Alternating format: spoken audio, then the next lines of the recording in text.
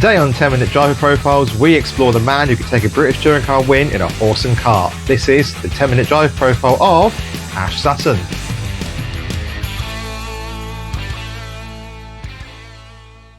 Hello and welcome back to the British Touring Car Podcast. We are back once again to take you through another driver profile. As you've already heard in the intro, we're going to take a look at a 4-time champion and counting, because he may well add to it this season. Ashley Sutton, he's an underrated driver, isn't he? Yeah, I don't think people quite put him in the lists where he deserves to be. Always down. He's achieved a hell of a lot in his short time in the British touring cars, and he's certainly up there with one of the greats. I think that's not even disputable. Although there might be some people out there that are thinking that, but they would be wrong. Yeah, they would be wrong. It's interesting. He's got quite an arc, hasn't he? Because from sort of hot-headed style driver to a much more calm and relaxed driver now. And actually, as I said before on podcasts, I've been watching back some of the crash compilations for the touring cars, and actually you can see now his sort of trademark cutback overtake, which is done to the millimetre, works really well. Wasn't always as good. It wasn't always good as polished. No, he's been caught up in a few instances in his career, some more notable than others, especially at Sutton. I knew you were going to say that. But yeah, he's been in the touring cars a little while now. He was born in 1994, same year as us, mate. Think of the success we could have had. I think I know who's been the more successful. It's Sutton. Yeah, born in Bishop Stortford in Essex, and burst onto the British touring car scene in 2016. Like Malcolm Vicarage. And as we've already mentioned, is a 4-time champion and counting. He started a career in karting, as most drivers do, but then progressed into Formula V and also Formula Ford. In 2010 in Formula V, he was 4th in the championship, and then in 2014 in Formula Ford, he was 3rd in the championship. So he wasn't very prolific at that younger age, but then he moved into the Renault Clio Cup, which I think is where we all probably know him from first of all. Yeah, I was going to say, I didn't actually realise he'd started in karting aside, started in single seater racing. I thought he came straight through the Clio Cup, so there you go. Yeah, so in 2015 he came into the Clio Cup and won that, taking 6 wins and 14 podiums along the way, which then got him his big step up into the big time, into the touring cars for 2016, in which he would debut with MG Racing with 888. Did he have Josh Cook as his teammate that year? His good old friend Josh Cook, where he made his breakthrough Brands Hatch Indy in the MG6, the old Jason Plato MG6. Yes. So in that season, he secured a race win and won the Jack Sears Trophy for Best Rookie. As we know, a trophy that has been won by a lot of good drivers along the way, especially as they step up into the touring cars. And it was kind of a sign of things to come, wasn't it? Absolutely, yeah. That would be one of many trophies to add to his rostrum.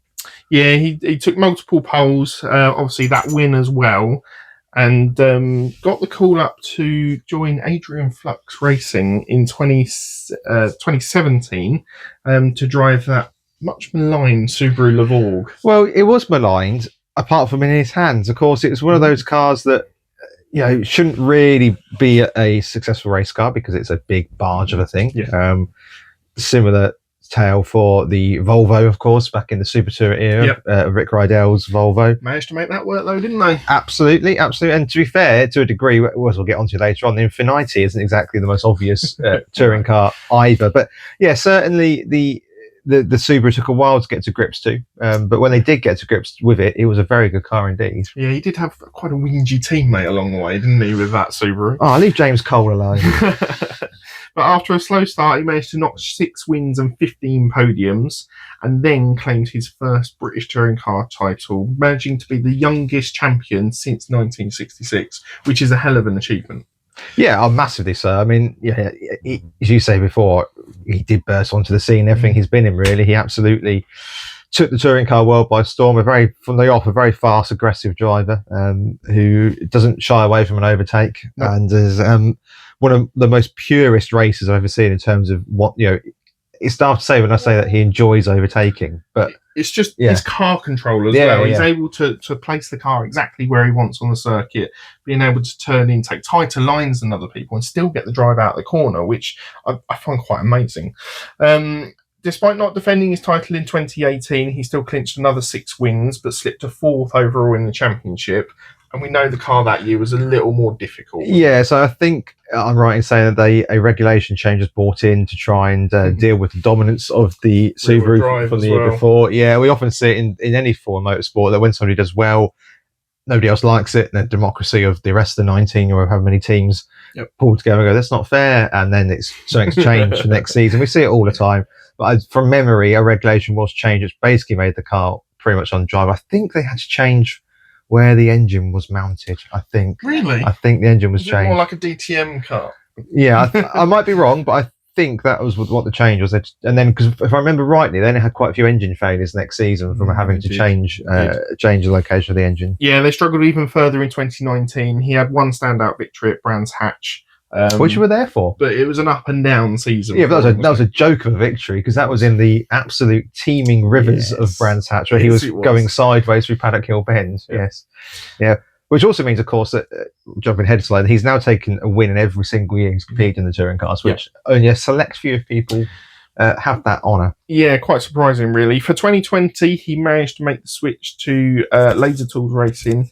We'd heard rumours of him testing that car midway through 2019, and then rumours came to fruition, and he moved there to partner Moffat at the time, didn't he? Yeah, of course, Moffat started off that season in a Mercedes and swapped to the Infiniti halfway through the year. And again, it's just a car that there's lots of cars that aren't in the grid that I go, oh, that'd make a good BTCC car. I never thought the Q50 would be a good option in that department. No, but he did do rather well in it. Took both the drivers and the independence crown, and consistent points in 26 out of 27 rounds that season. Obviously, COVID affected year, so we had 3 less rounds once we got round to racing again. Then in 2020... So what you're saying is an asterisk by that title. Yes, very much. Yeah. It's a bit like Liverpool's title. In 2021, he became the youngest ever 3-time champion, taking 5 wins and 27 top 10s, which is just mind-boggling, especially in the current era that we're in and the amount of competitive drivers that there are. And that's the thing, if you look through Wikipedia of Sutton's race results, like once he gets himself established into the touring cars, it is ridiculous how many top 10 finishes he has. It's just outrageous.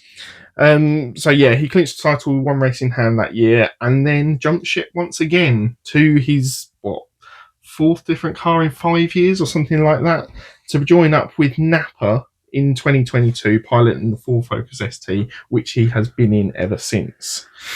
Won 3 races and finished 2nd in the championship in 2022, getting settled into the car, it's fair to say. Yeah. And learning front-wheel drive in touring cars again. Exactly. And then in 2023, reclaimed the title, his 4th BTCC crown, with 12 wins, matching Aluminium's single-season record along the way. And that car was absolutely dominant that year, wasn't it? It was. And, of course, it means he's the only driver to have won titles in front-wheel drive and rear-wheel drive machinery. Yeah, and in so many different manufacturers as well. Yeah, I think he's certainly the only one who's won multiple championships in different cars as well. Certainly 3, which is, it's astonishing. It just shows what a driver he is, that he can literally pilot anything to victory. Yep. In 2024, a little more tricky year. Certainly the Napa Ford wasn't on it, and Jake Hill took the title that year. He still took 2 wins and decent consistency, as we've come to know from him, but missed out on the title. And then this year, he's been right on the pace. Him and Ingram have been the drivers to beat, and I don't think much is going to stop him winning a 5th this year.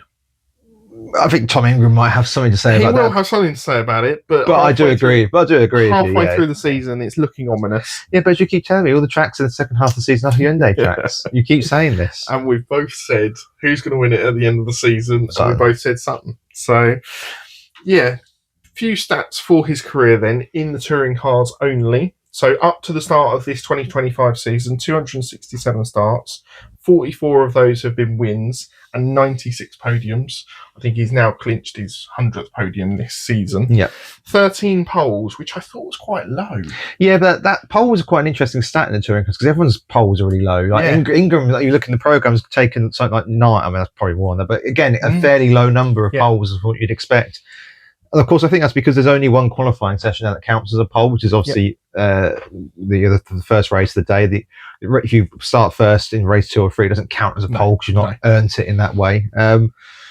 So I think that makes it slightly tricky. There's only 30 up for grabs each season, and realistically, there's 6, 7, 8 drivers that could take pole at any given time, isn't there? So he has 46 fastest laps, which kind of go hand in hand with those race wins. Normally, if he's at the front and out clear, he'll normally go out and set a fastest lap nice and early on in the race, and then take that win to back it up.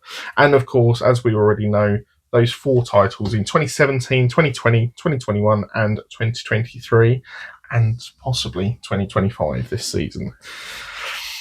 What do you think the future holds for Ash Sutton? Because he has done a GT race this season. He has. There is no speculation about that. We know he's done it. He did, he's in a BMW. We know Napa are looking at entering a GT car for next year, and we know they're trying to sign a deal with a brand they can race in both GT and British touring cars. If he was to win the historic 5th title, which I don't think will ever be beaten, by the way, Turkins not going to come back and immediately, unless someone else leaves, win a title straight away. So, and Ingram, as good as he is still would then be 5 titles back to eclipse and level and eclipse. Same with Jake Hill. And do I see either of those winning 5 more titles? No, honestly, I don't. So, do you think if he gets the magic 5 that he decides to go and give something else a go while he's still in his prime? It wouldn't surprise me if he does. I think he's quite adept at, obviously we know he's quite adept at being able to race different cars and in different series, and I think he'd like to go off and experience different things as well. I could quite easily see him going and doing a GT package that involves Le Mans, because I think he'd love to have that on his CV.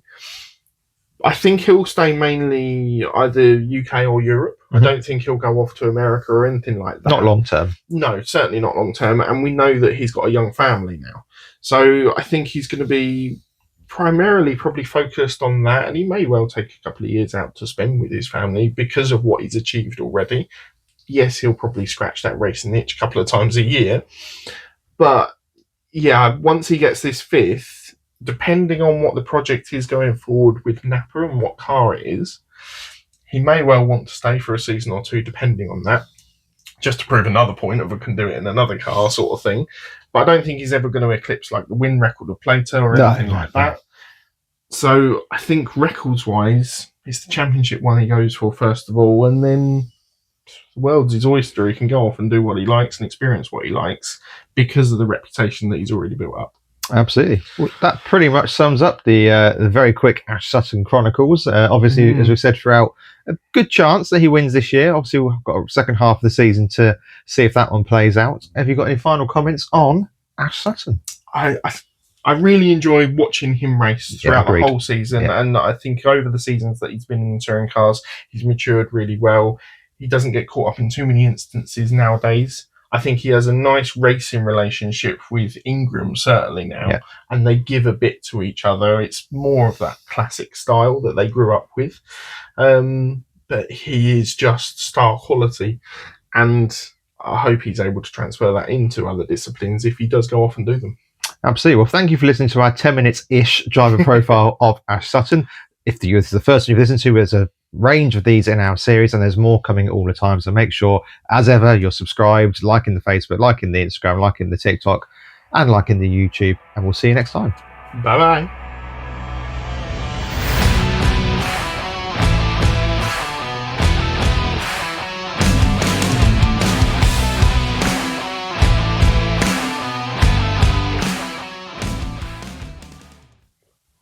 Today on... Got an opening, everyone. I have got an opening. I always have one wrong so I can then get everything right. Ready?